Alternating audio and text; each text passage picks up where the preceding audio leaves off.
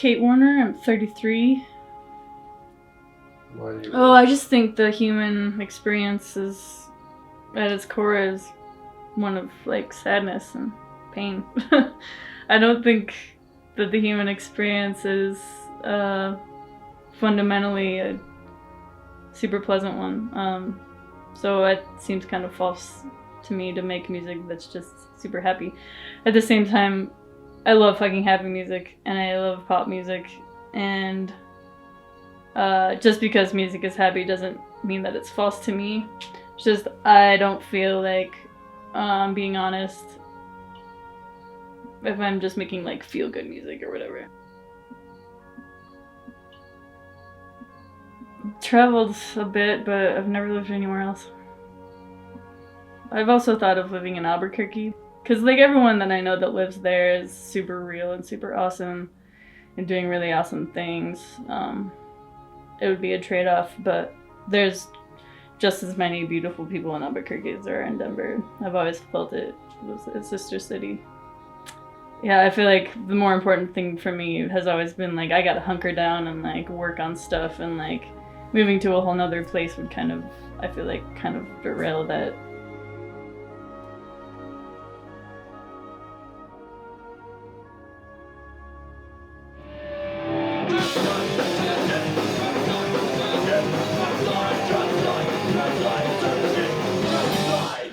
I started going to a lot of punk and hardcore shows when I was around 14, 15, 16. My sister dated some guys that were in some bands, and I would go to Ponchos Via and Jesus Saves and Skates and Monkey Mania and a couple other places backcountry. I mean, I played a tiny bit of piano and French horn when I was a kid, but electronic music always just seemed easier to compose on. I have never been a good player.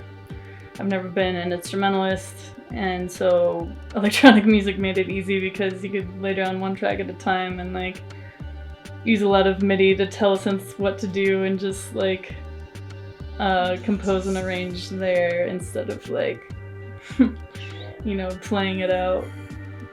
I think Bjork was my biggest influence probably growing up, and I always just heard in like trip hop and stuff like Tricky and Portishead and Massive Attack and stuff, and like I wanted to make music like that was just kind of dark and moody and pretty and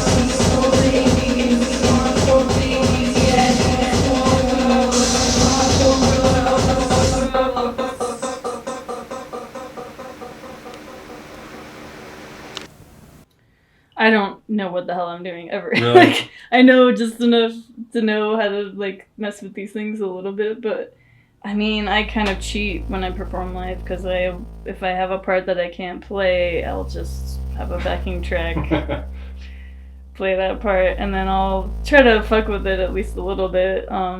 What I am doing is honestly fairly simple. I'm kind of messing with sort of rudimentary sampler with my looper that has lots of input and output effects that are really fun. I feel like I'm fairly restricted to being behind my buttons and knobs. It's something I really strive for, is being more loose and like wrapped up in the music so much that I'm not so worried about the next button I'm gonna push, but like really, you know, emoting and performing in a way that's like, it brings people in.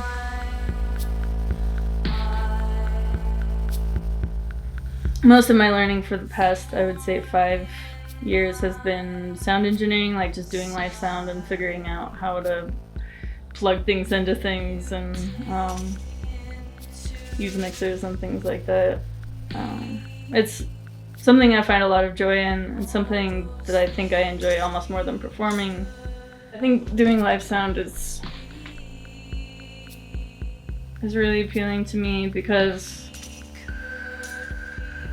I like I like being the person that no one really has to pay attention to, but that is like making things work right for everyone. And you know, we've all experienced, if anyone has ever performed a show, they've experienced the rude sound person, and there's all sorts of reasons for that to happen. I'm sure the majority of which is just like they're burnout and they're working this job that's just like any other job. So, you know, but at the same time, like, we've all experienced those really cool sound people that are like really patient and like, you know, they don't tell you what to do, and they, you know, they might have some helpful suggestions or whatever, but it's still like, it's not like super mansplaining or whatever, or womansplaining.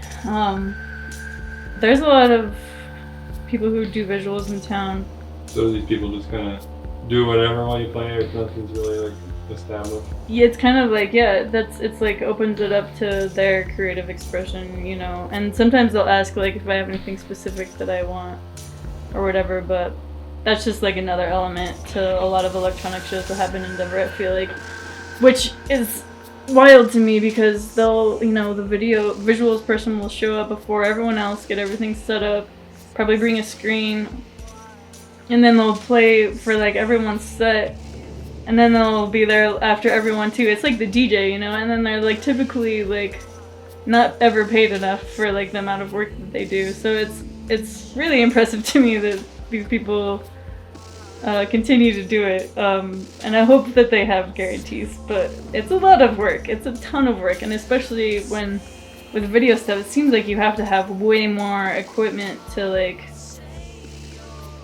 pull off your ideas if you're a wizard like that. Like Skyrider and Orchid Zero and 75 Ohms all have these like insane setups of their stuff. Big, I have no idea. analog things and stuff. Yeah, I don't even know what they are. I have no idea about anything with video. Your name came up somewhere. It made me think of like being on drugs and making the mistake of staring at yourself in the mirror. Mm-hmm. Is that what you were going for with that name? Oh, that's funny. The name is kind of more like it's a few different things, but it's kind of close to that. Like lucid dreaming was something that I was really into at the time, and one of the triggers that you can practice during the day, you know, like if you ever seen that movie Waking Life, you can like look at a clock, and then like in your dream you'll look at a clock, but it'll be weird, and you'll realize you're dreaming, and you wake up. Yeah. And one of the things you can do is like look at yourself in a mirror, look at your reflection, you look all messed up, and you don't look like yourself, and it's kind of freaky. But also, you know, just like it was kind of like my